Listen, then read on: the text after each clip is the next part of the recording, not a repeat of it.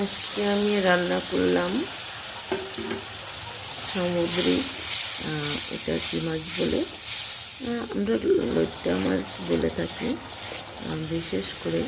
তো লইট্টা মাছ রান্না করতেছি। দেখুন, হালকাভাবে কষাই নেব। লইট্টা মাছ কিন্তু এমনিতেই নরম থাকে, তা পানির পরিমাণটা কমাই দিলে হবে।